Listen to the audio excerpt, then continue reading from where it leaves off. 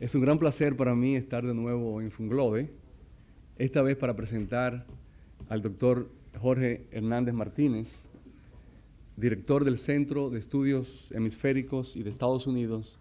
de la Universidad de La Habana, quien expondrá sobre el interesante tema Estados Unidos ante el cambio geopolítico actual de América Latina y el Caribe. El doctor Hernández Martínez es historiador y sociólogo, con 25 años de experiencia como docente e investigador. Se ha especializado en temas tales como ideología, migraciones y política exterior de Estados Unidos. Es profesor adjunto de la Facultad de Filosofía e Historia de la Universidad de La Habana y es además miembro del Consejo Científico de esta universidad. El doctor Hernández Martínez nos trae sus reflexiones desde Cuba sobre la relación de Estados Unidos con América Latina y el Caribe, en el contexto de los cambios ocurridos en la región en tiempos recientes y la propia realidad interna de Estados Unidos y su actual política exterior bajo la presidencia de Barack Obama. Esperamos también poder beneficiarnos de su enfoque sobre la relación de Estados Unidos con Cuba a la luz de las medidas adoptadas por la administración Obama en relación a este país. Con este evento, Funglode continúa sirviendo de espacio de diálogo y debate plural sobre temas de interés nacional e internacional. Esta vez nos convoca un tema particularmente de interés para los dominicanos, pues tendremos la oportunidad de escuchar cómo se percibe desde Cuba la relación entre Estados Unidos y América Latina y el Caribe. Me complace, pues, introducir y dejar ante ustedes a nuestro distinguido invitado, el doctor Jorge Hernández Martínez. Muchas gracias.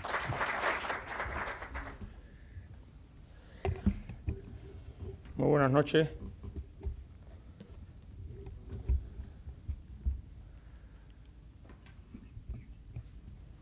Bueno, ante todo, un agradecimiento inicial a la Fundación Global Democracia y Desarrollo Funglode por esta invitación canalizada a través de la cátedra Juan Bosch de la Universidad de La Habana y de su presidente, el doctor Luis Céspedes. Es una satisfacción tremenda tener la posibilidad de compartir un rato, un pedazo de noche, para hablar de temas de interés común en una institución como esta, sobre todo con la presencia de su inspirador y su presidente o director honorario, el señor presidente de la República, Leonel Fernández. Le agradecemos también su presencia, este gesto, y nos alegra que esté también acá el director ejecutivo Marco y que nos haya presentado también Flavio Darío, a quien conocíamos por su desempeño como embajador ante la OEA y en Washington. Es desde luego una satisfacción encontrar otros colegas acá, el embajador de Cuba en República Dominicana, Juan Astiazarán, un colega que dice Gardel que 20 años no son nada, entonces nosotros hará como 40 años compartíamos una residencia estudiantil en la Universidad de La Habana. Juanito estudiaba Ciencias Políticas y este servidor Sociología. La satisfacción se completa también por tener una compañera de trabajo de la universidad, profesora Sonia, acá. El doctor Sotolongo, a pesar de su juventud, es un viejo compañero de fila. Y el doctor Elías Acosta Mato. Me da mucho gusto verle aquí, con quien hemos tenido una larga relación de trabajo, de camaradería y de amistad, y quien colaboró con nuestra institución, tiene la puerta abierta para seguirlo haciendo. Por si fuera poco, me encontré, supongo que está por acá sentado, aquí lo veo, a Eduardo Gamarra, que es de su cargo en la dirección del LACLE, el Latin American Caribbean Center en FIU. Nos dio el apoyo en algún momento con alguna estancia de investigación allá. Y bueno, como él sabe, somos fans de sus trabajos, aunque a veces tenemos alguna discrepancia que es fuente de desarrollo en el campo intelectual. Entonces, esta satisfacción se completa con la presencia de todas y todos. El tema de Estados Unidos es un tema de esos que, para los que vivimos en América Latina y el Caribe, es de obligada referencia. No podemos prescindir del lugar histórico ni de la vecindad geográfica. Dicho esto, por alguien que vive en Cuba, tiene un valor agregado. A veces uno se siente como deseo si pudiera mudar una isla para ser más distante ese vecindario, pero en realidad eso cae en el campo de la ciencia o de la política ficción. Y hemos debido vivir en estos últimos 50 años, como conocen todas y todos los presentes, en una dinámica de un conflicto que, sin embargo, no nació con el triunfo de la Revolución Cubana en 1959, como piensan aún algunos analistas, estudiosos. Es un conflicto que tampoco nació con el nacimiento de la Guerra Fría, después de la Segunda Guerra Mundial, ni siquiera con la intervención de Estados Unidos en la Guerra de España con Cuba en 1898, sino que hasta con anterioridad a la aparición del monroísmo, en las palabras de algunos de los padres fundadores, como Thomas Jefferson, Cuba era objeto de alguna atención. En algún texto decía que Cuba era el fruto de la sedimentación de las arenas del río Mississippi en el Golfo de México. Imagínense con ese concernimiento la atención de que ha sido objeto esa pequeña isla como un símbolo de una dinámica que naturalmente se extiende a lo largo del Gran Caribe, no solamente en su perspectiva como Caribe insular, y a todo el vecindario del Istmo centroamericano y a lo largo de América del Sur. Nos parece que la convocatoria a hablar de un tema como este, los Estados Unidos ante el cambio geopolítico en lo que Martí llamaría nuestra América, tiene una serie de aditivos desde el punto de vista de la significación. Hace un par de meses conmemorábamos en La Habana, por el Centro de Estudios Martianos, el 120 aniversario de la publicación del célebre ensayo Nuestra América, donde más que una connotación semántica, se dibujaba una manera de acercarnos a los compromisos identitarios de nuestros países y se arrojaba luz sobre una realidad que lamentablemente no se ha transformado demasiado dentro de la lógica, dentro del espíritu que ha seguido prevaleciendo en estos 120 años entre las dos Américas. Estamos en el año 2001, de manera que dentro de un par de meses vamos a conmemorar los trágicos atentados terroristas del 11 de septiembre. Parecería que fue ayer. Terminábamos el domingo de esa semana, el sábado, perdón, creo que era día 8 o día 9 de septiembre, un congreso del ASA, de Latin American Studies Association, en Washington, D.C., y nos encontrábamos el martes, era 11 de septiembre, en Wisconsin, y no podíamos creer lo que veíamos ante las cámaras de la televisión aquella mañana, cuando todavía no se había derribado la primera torre, todo lo cual alteró la razón de nuestra estancia en aquella universidad. Por si fuera poco, se cumplen 20 años de la desintegración de la Unión Soviética, llevada a cabo en el año 1991. Cuando hablamos del fin de la Guerra Fría, generalmente pensamos en el año 1989, en realidad ahí estuvo el inicio de un proceso donde se acumularon muchos factores y condiciones. En el mes de noviembre del año 89, recordaremos todos, fue abajo el muro de Berlín, pero fue un proceso realmente de 2 años muy traumático que concluyó con la desintegración de la Unión Soviética, y con ello, de manera simbólica, se desplomaba todo el socialismo real, como se le llamaba, en términos sistémicos, establecido en los países de Europa del Este. De manera que las implicaciones que tuvo ese proceso para el entendimiento de la situación internacional es un buen elemento como motivación para reflexionar sobre un tema al que pretendemos acercarnos de una manera muy somera para no ser abusadores con el tiempo y tratar de que las palabras que pronunciemos acá puedan satisfacer esos requisitos. Nunca es fácil, a veces se quedan en promesa, de ser breves, de ser amenos y de que el encuentro sea fructífero. Eso es un reto muy grande. Desde el punto de vista del momento en que estamos reunidos esta noche también, estamos en la antesala, en la víspera del año 2012. Es un año en el cual las elecciones presidenciales en Estados Unidos nos llevan a la tentación de acercar cualquier comentario sobre los Estados Unidos hacia algo que parezca un pronóstico electoral o algo que derive perspectivas analíticas para comprender las implicaciones para nuestros países. Sin embargo, es muy prematuro para ello, pero no podemos descartar que es un hecho que está ahí y que por la importancia que tiene nos va a llevar a lo mejor una parte del tiempo en estas disquisiciones, y de otra parte el año 2012 también pues va a ser el entorno en el cual, cuando uno recuerda que en el año 1982 tuvo lugar la Guerra de las Malvinas, pues nada menos que entonces habrán transcurrido 30 años el año que viene. De nuevo, el pensamiento de Gardel es muy estimulante. 30 años desde que los Estados Unidos se negaron a sí mismos del punto de vista de uno de sus soportes doctrinarios, la doctrina Monroe, América para los americanos o América para los norteamericanos, como queramos llamarla, se tradujo en una posición bastante ajena a este punto de vista,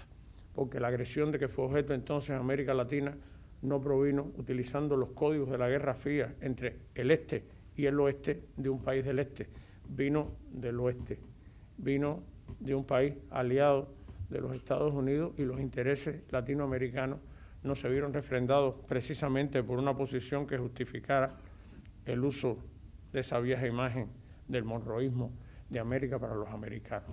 Regresando al año en que nos encontramos, el 2011,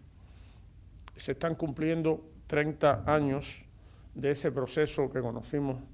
todos como la Revolución Conservadora. Es un proceso que tiene especial significación. Con esto cierro estas palabras introductorias, porque nos parece que en ese decenio los Estados Unidos vivieron un entorno que viene como anillo al dedo desde un punto de vista funcional, como recurso analítico para reflexionar sobre el presente, pero sobre todo de cara al futuro, pasando por la historia. Vamos a tratar de explicar lo que queremos decir dentro de unos momentos. Quisiéramos entonces,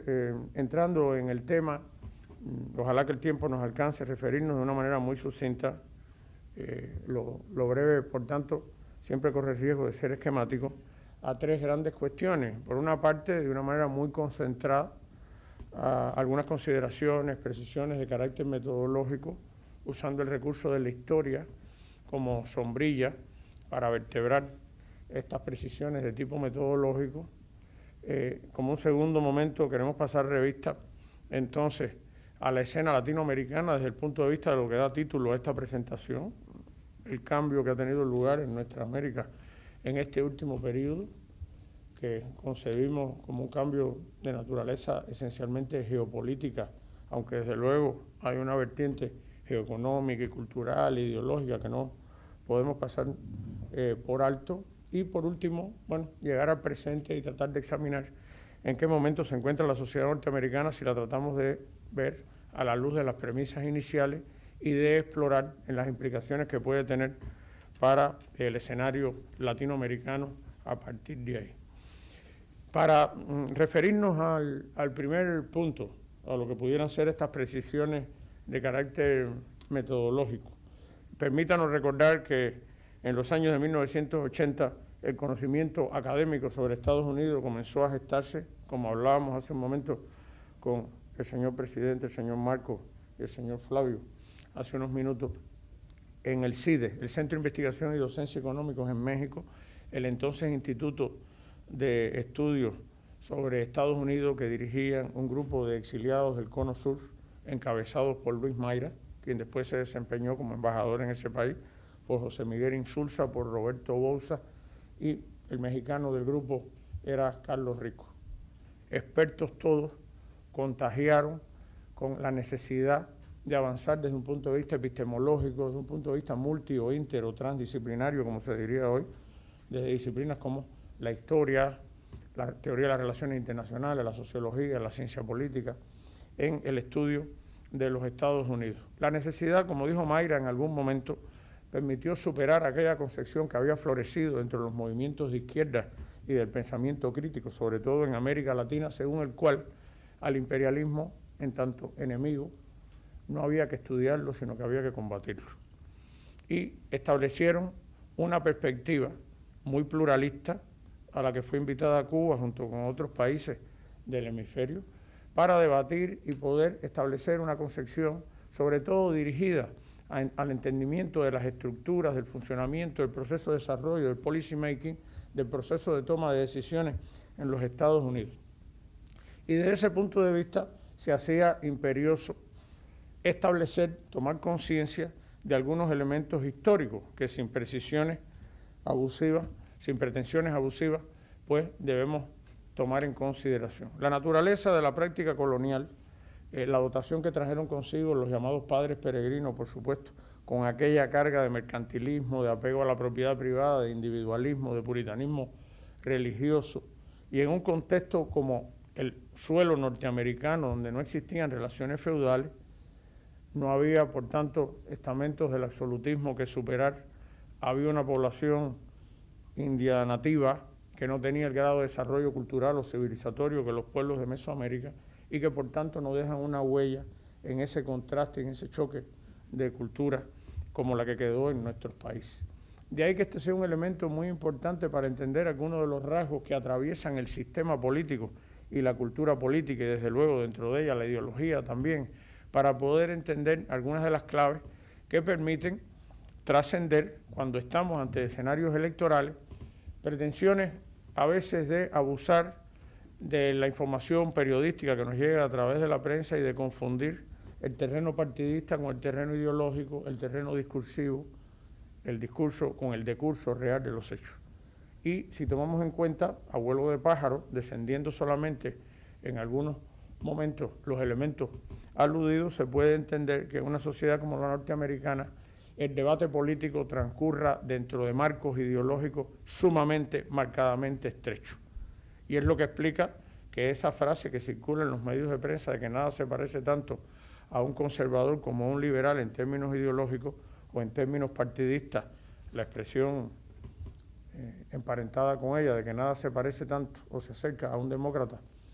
como un republicano, sea válida. En realidad, los elementos que arrojan las polémicas, las competencias electorales, son como la punta del iceberg, dejan ver solamente un pedacito de la complejidad política interna de los Estados Unidos.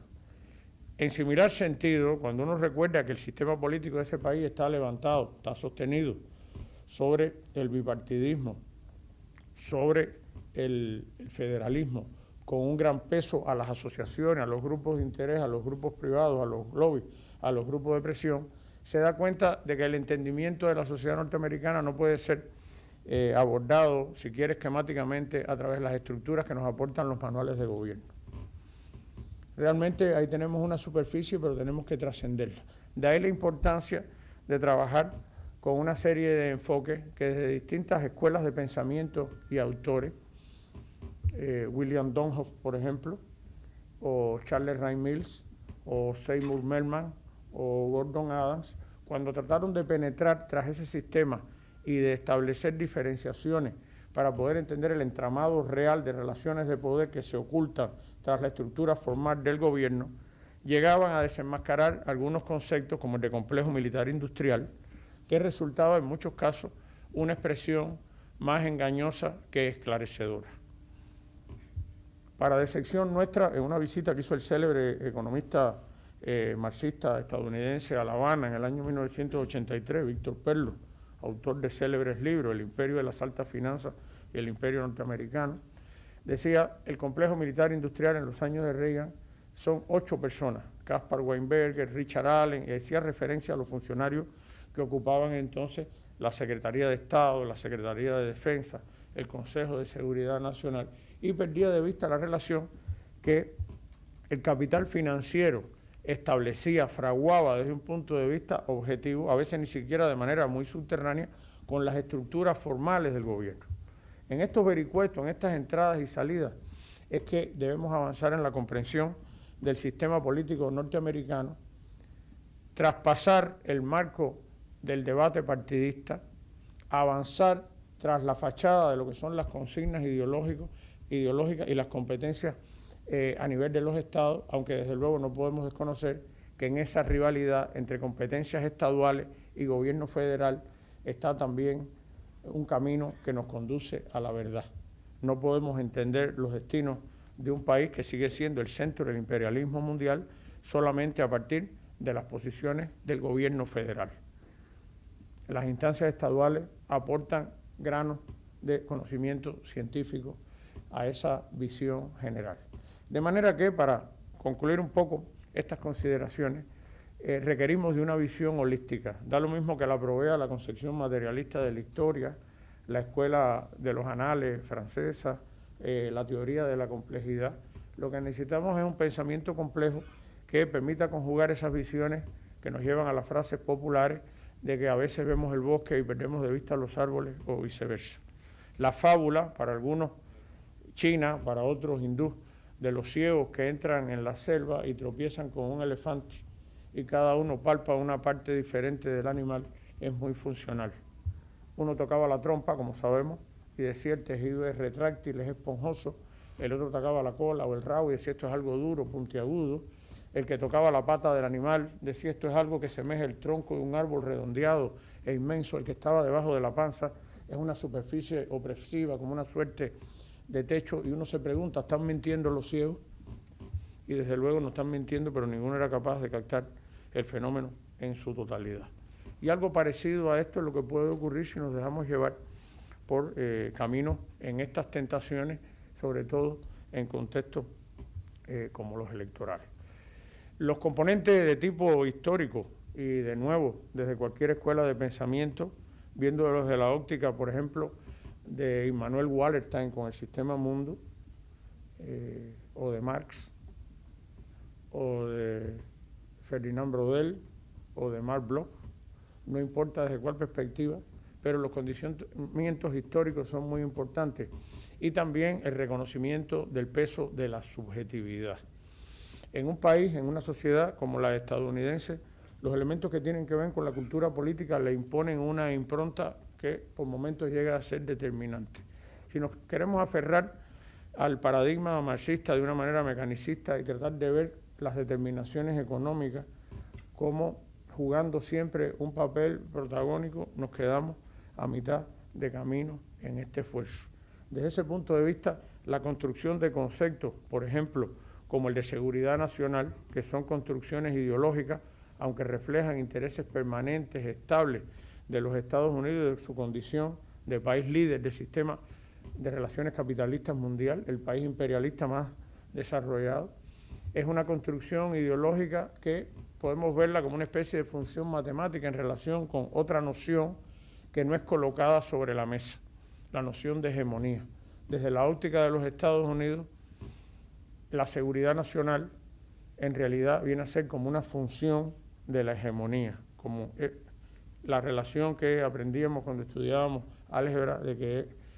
entre X y Y, una como función de la otra. Los documentos normativos de la política estadounidense, a la hora de enfrentarse ante el tablero estratégico mundial, ante las transformaciones geopolíticas, utilizan siempre la palabra seguridad nacional. En los medios nuestros es muy recurrente hacer alusión a la estrategia de seguridad nacional para el 2010 presentada por Obama, por ejemplo, el 27 de mayo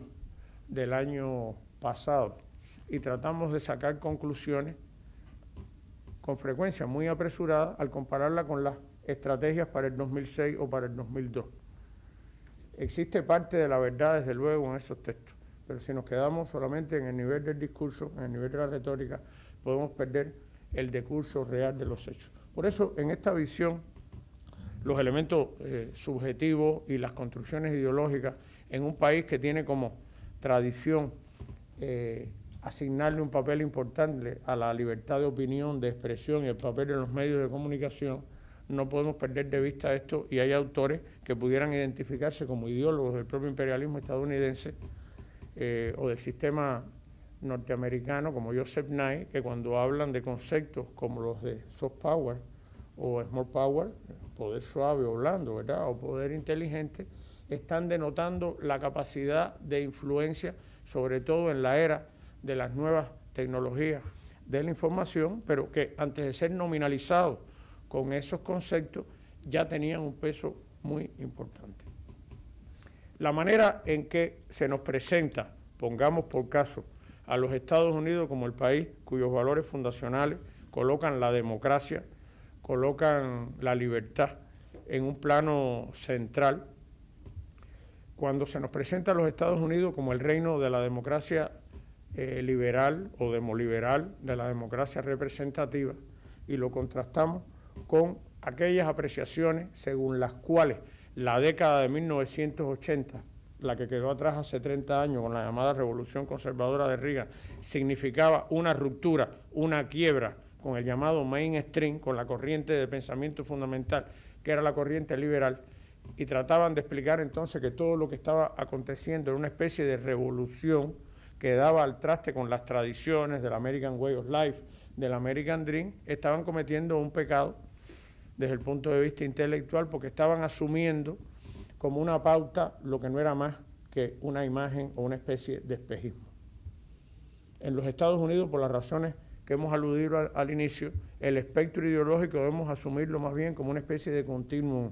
liberal guión conservador o a la inversa, como presidido por una especie de conservadurismo liberal. Por ese motivo, el punto de inflexión que introduce el decenio de 1980 es muy importante, al menos desde nuestro punto de vista, para poder entender el momento en que los Estados Unidos se encuentran 30 años después, a diferencia de entonces, con un presidente del Partido Republicano, conservador a ultranza, y ahora tenemos en la Casa Blanca a un presidente demócrata, aparentemente portador de un pensamiento liberal, tal vez no convencional, pero con muy buenas intenciones, cuyo color de piel además es negra. ¿Cuáles son las razones que nos llevarían a hacer esta asociación? Vamos a referirnos a ello dentro de unos minutos. Dejando el análisis en este punto, tratemos de pasar revista por un instante a la escena latinoamericana. Habíamos hecho referencia ya a que estamos cumpliendo 20 años después que terminó la Guerra Fría. Para algunos, ese término o la categoría de posguerra fría es una especie de eufemismo. El politólogo de la Universidad de Harvard, que es vicerrector de Relaciones Internacionales actualmente, Jorge Domínguez, un conocido latinoamericanista y politólogo, en un trabajo que está referido al conflicto de los Estados Unidos con Cuba, utiliza la expresión algo así como que se pasó de la Guerra Fría a una guerra aún más fría. Y esto, de alguna manera, retrata el diseño de la política latinoamericana y, en general, hasta de la política exterior, porque es una especie de eufemismo para algunos contextos, por lo menos, decir que terminó la Guerra Fría. Desde luego, todos tenemos claridad de que los códigos que manejó la Guerra Fría en la confrontación este-oeste, entre capitalismo y socialismo, desaparece una vez que se desploma, como decía el latinoamericanista Peter Smith. Lo que ocurrió fue, al desaparecer el socialismo, los Estados Unidos ganan la Guerra Fría en el lenguaje del boxeo por no presentación del rival. Él decía algo así como que era hegemonía by default, ¿no? Por no presentación del contrincante. Pero lo que ha ocurrido es que durante todo el decenio de 1990, los Estados Unidos, habida cuenta de su lugar protagónico en la arena mundial, estuvieron tratando de rearticular la política exterior a partir de la construcción, de la identificación o la definición de una nueva percepción de la amenaza, de una nueva imagen del enemigo. Esto es lógico, para un poder imperialista es muy difícil articular una política mundial en ausencia de un enemigo básico que enfrentar, en términos de acciones reales, pero en términos de legitimación ideológica e incluso cultural. Después de búsquedas afanosas, la subversión interna en algunos países o regiones del mundo, la migración masiva descontrolada, la crisis ecológica mundial, el VIH, etcétera, los grupos terroristas con los atentados del 11 de septiembre vienen a servir la mesa, pudiéramos decir, desde el punto de vista de encontrar una especie de sustituto. Desde luego, al no tratarse de un Estado, era un enemigo más difuso, más confuso. Al-Qaeda y los grupos terroristas dentro de determinados países son buscados, no encontrados, pueden ser portadores o promotores de la invención, construcción, producción de armamento masivo, puede encontrarse, puede no aparecer, pero de alguna manera la función de legitimación o de relegitimación aparece como un sustitutivo de la amenaza o del eje que había desaparecido, y en este sentido es que por lo menos, no con una fórmula liberal, pero sí en un sentido de alusión, figurado, se puede decir que estamos en presencia aún de una guerra fría que no ha terminado. Si vamos a utilizar los códigos convencionales de Walter Lippmann y toda la tradición posterior, una etapa de ni guerra ni paz, pues bueno, qué decir si en el año 90-91 tuvimos la guerra del Golfo Arábigo-Pérsico y después todo lo que sabemos, ¿no?, con Afganistán y con Irak, y en un caso como el de Cuba, de nuevo, pues coincidimos con nuestro tocayo Domínguez de Harvard.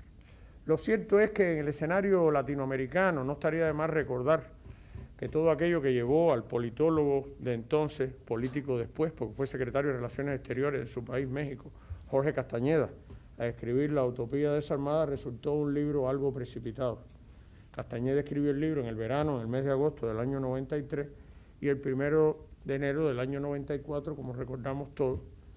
como una reacción en contra del nacimiento del TLC, del NAFTA, ¿verdad?, en las montañas de la selva lacandona, ahí en el suroeste mexicano, en San Cristóbal de las Casas, estado de Chiapas, apareció el levantamiento con las armas en la mano del Ejército Zapatista de Liberación Nacional. Eso hizo que un colega nuestro de Eliades también, Enrique Ubieta, dijera que se estaba rearmando la utopía. Las izquierdas reaparecían en el escenario y en menos de un decenio, pues, entrando en el siglo XXI, procesos de distintos signos que llevaron a identificar conceptos como los de nuevos actores sociales, nuevos movimientos sociales, en algunos casos realmente no eran tan nuevos, en medio de problemas mundiales que se globalizaban, como el del narcotráfico.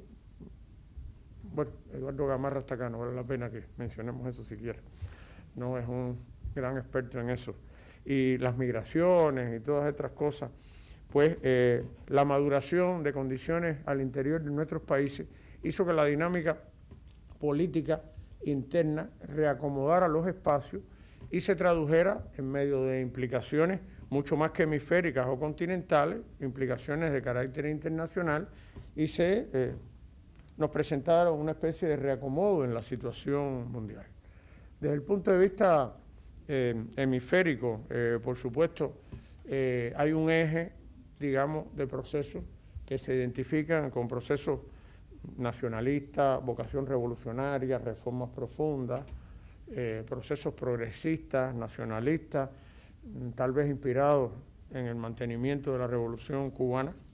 con distintos grados de profundidad y de matices, pero que se concentran geográficamente en el área andino-amazónica. Los casos, desde luego, de la revolución bolivariana en Venezuela, el proceso con Evo Morales en Bolivia, con Correa en el caso de Ecuador, procesos que transcurren dentro de los marcos de la democracia representativa, ¿sí? A través de las urnas es que se llega al poder, en un escenario como el centroamericano, con una escala distinta, el sandinismo con Daniel Ortega, salvando las distancias de este retorno al poder, tiene una significación simbólica, y muchos países que avanzan procesos con un gran sentido de nacionalismo, buscando con sus fórmulas legítimas como proyectos nacionales, mejoramiento. Muchas son las maneras, no hay receta para garantizar la independencia, defender la soberanía, la integridad territorial, como ocurre aquí mismo en este bello país que es República Dominicana. Pero lo cierto es que junto a estos procesos de mayor definición, teníamos una serie de fenómenos que iban también cristalizando en alternativa ante la hegemonía tradicional de los Estados Unidos, que se concentraban más bien hacia el cono sur, de Brasil hacia abajo. Desde luego estamos pensando en los procesos de Argentina, de Paraguay, de Uruguay, y en contraste con todo esto, con estos dos ejes interconectados en un determinado punto, un proceso, pudiéramos decir que paralelo, donde los procesos con signo de derecho, de signo conservador, se iban extendiendo también desde el área de América del Norte, con México, atravesando el istmo centroamericano, a través de distintos momentos, Costa Rica, Honduras en los últimos 2 años, Panamá, terminando el istmo, bueno, por la costa del Pacífico. Teníamos ahí a Colombia, teníamos a Perú, aunque han habido elecciones ahora recientemente y se nos abre un signo de interrogación, y llegábamos entonces hasta el Chile actual, con el paréntesis que tuvo el gobierno anterior. Es decir, que cuando hablamos del cambio geopolítico en América Latina, debemos retener un proceso que tiene signos diversos y además de esto efectos múltiples, expresión de heterogeneidades, de configuraciones dialécticas, donde temas como las aspiraciones integracionistas encuentran oportunidades, pero como casi siempre suele ocurrir, junto con las oportunidades están los retos y además están también los obstáculos. Por eso la insistencia en la mirada holística, en esa visión de que la realidad es compleja, nos lleva también a subrayar el hecho de que cuando contrastamos los últimos decenios, además de complejas, las realidades son cambiantes y sobre todo muy contradictorias. Sí, de manera que estas 3 letras C, si me perdonan el didactismo infantil, lo complejo, lo cambiante y lo contradictorio, de alguna manera que retrata la dinámica con la que los Estados Unidos se enfrentan a un hemisferio donde las cuotas de poder, los grados de legitimidad, las posibilidades de gobernabilidad democrática, la manera en que se asume la seguridad y el entorno en que todo esto se le plantea como conflictivo o como un entorno de cooperación a los Estados Unidos, nos llevan a establecer miradas que requieren ponderaciones muy casuísticas, es decir, ejercicios analíticos muy caso a caso. No he mencionado Cuba porque Cuba, como decía en una entrevista radial, si el cuento es verde, pues Cuba es el enanito rojo dentro del cuento verde, ¿no? Perdonando el uso de una expresión que no es académica, pero sí creemos que es bastante gráfica. Había hecho una alusión para llegar al último de los 3 puntos. Habíamos hecho una exploración muy esquemática y sucinta sobre aspectos que a manera de grandes claves metodológicas queríamos utilizar en el estudio de los Estados Unidos. Después íbamos a marcar algunos momentos descollantes en el entorno latinoamericano, como cambios, sobre todo de naturaleza estratégica, que posicionan al hemisferio en el tablero geopolítico mundial con una naturaleza muy distinta a lo que teníamos antes y muy contradictoria de cara a los Estados Unidos. Y entonces, para llegar al último punto, vamos a echar mano a la alusión, a la referencia al entorno de 1980. ¿Por qué razón? Por la razón de que en ese periodo en que se estructuró la célebre, tristemente célebre, pudiéramos decir, revolución conservadora, lo que ocurrió con los Estados Unidos en realidad fue que se agotó el proyecto nacional que se había diseñado desde la década de 1930 como salida a la crisis de la Gran Depresión en los años del llamado Nuevo Trato o New Deal con el presidente Roosevelt. Cuando uno le pasa revista a la historia de los Estados Unidos, nos es muy familiar a todos que la guerra civil, que comenzó en el año 1861, hace 150 años, perdonen a los que pretenden amar la historia, esta referencia siempre a conmemoraciones o efemérides, pero arrojan luz sobre hechos de importancia para el presente y para el futuro. La guerra civil en realidad vino a culminar la revolución de independencia. Algunos historiadores hablaban de esta en términos como de la revolución inconclusa, por todo lo que sabemos.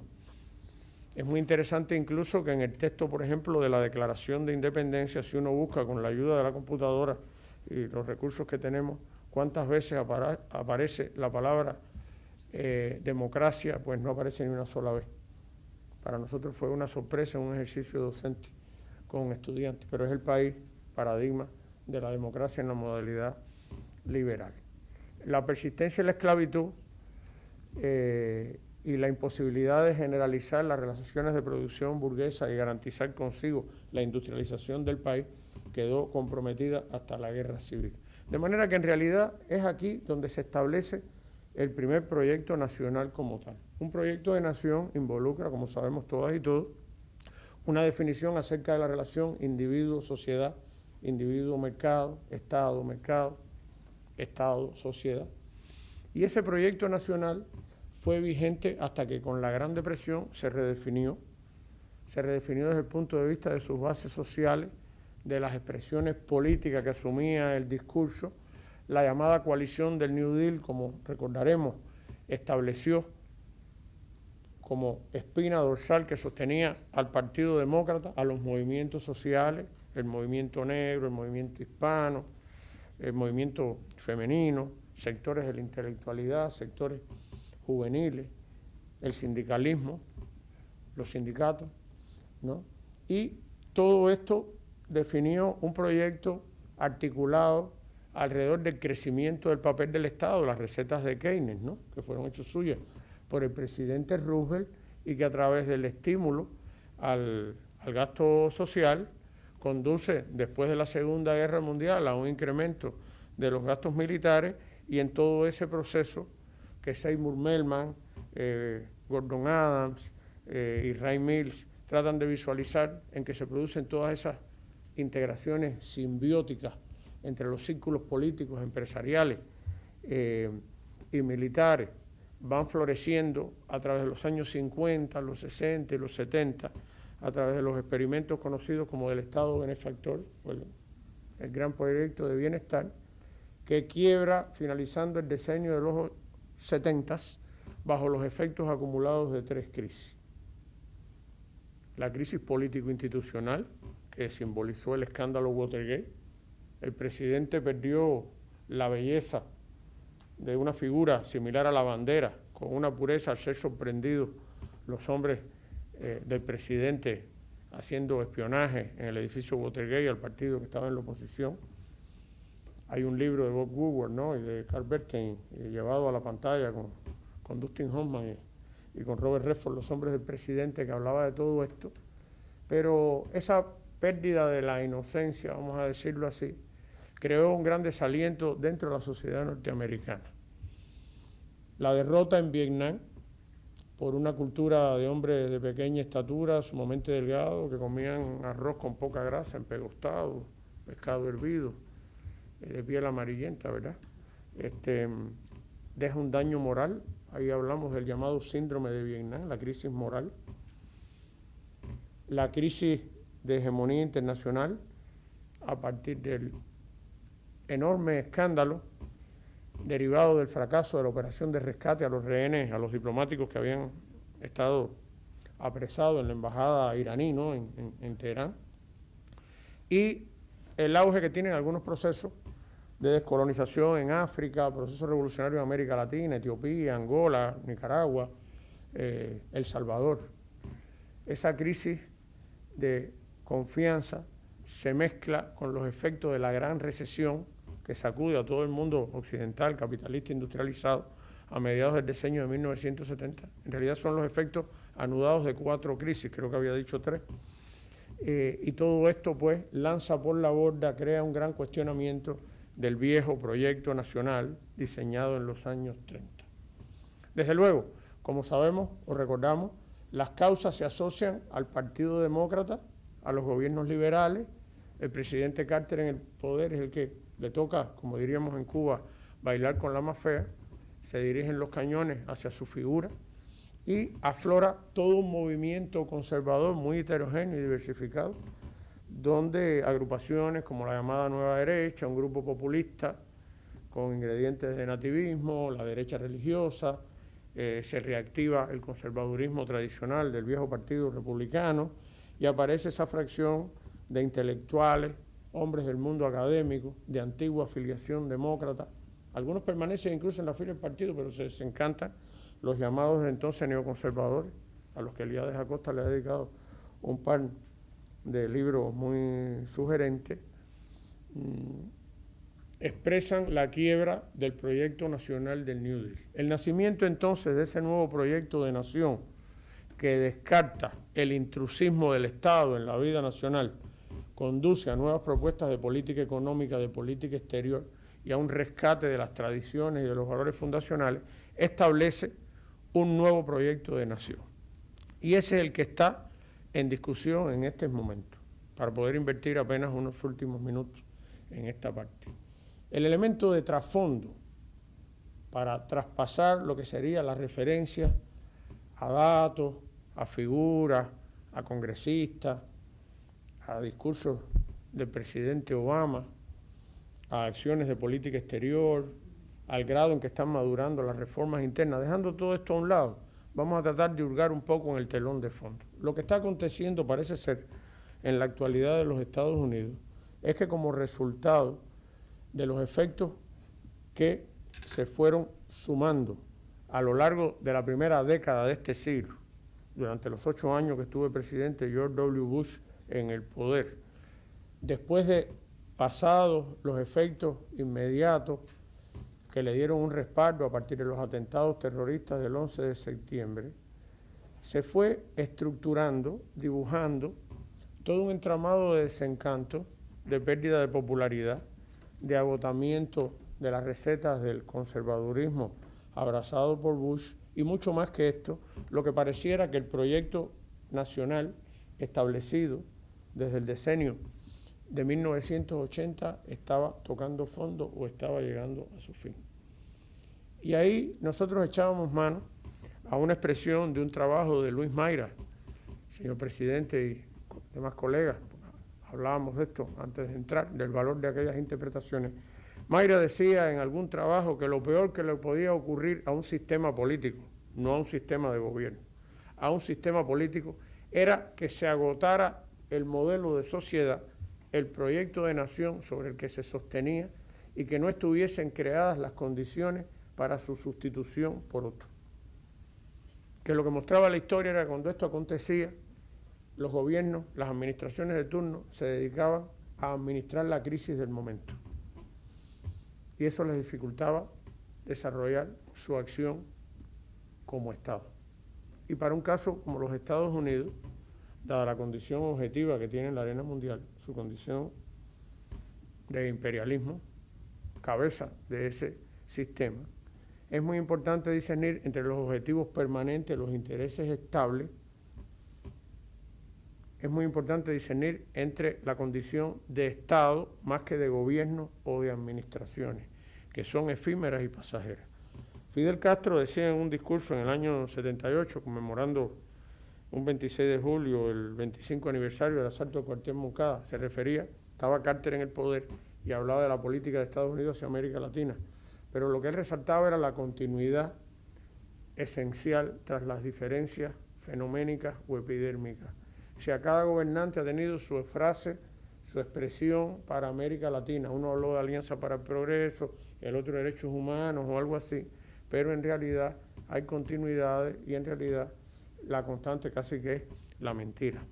Salvando distancia, esta expresión puede graficar algo de lo que encontramos en el momento presente, sin tratar de decir desde luego que Obama es una permanencia absoluta sin que existan mudanzas.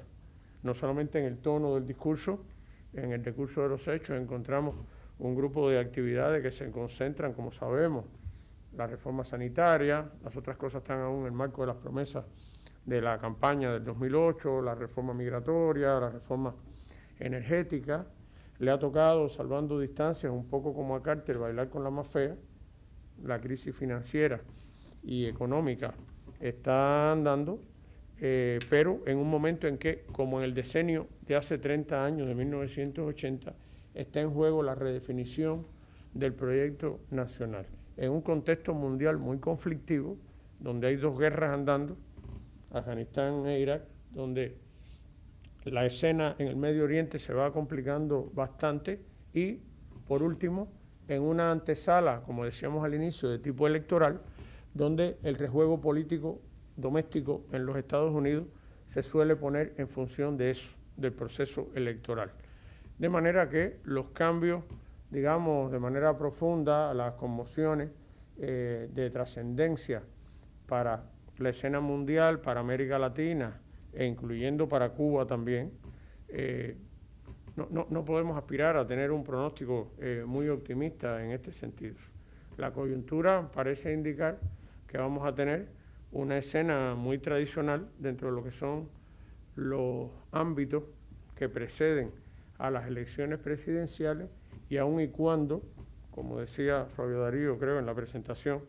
sería muy tentador ver un caso como el de Cuba, donde están ocurriendo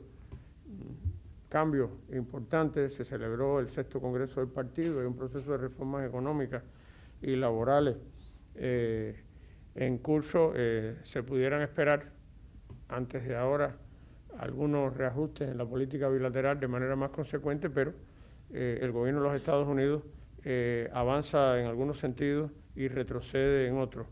Por ejemplo, con respecto a Cuba se tomaron algunas medidas para los que estudian el fenómeno bilateral, pero se le acaba de incluir la semana pasada en otra de las listas negras, ¿no? Como país que conspira con la trata de personas y todo eso. Bueno, República Dominicana también fue incluido, había una reacción, leí en alguna parte, del canciller dominicano en relación con esto. Yo he hablado demasiado, lo dejo aquí. Les pido disculpas por la promesa de haber querido ser breve. Ojalá que los otros dos atributos, lo ameno y lo fructífero, el desarrollo que tenga esto en los minutos que quedan por las intervenciones de ustedes, así lo evidencian. Gracias.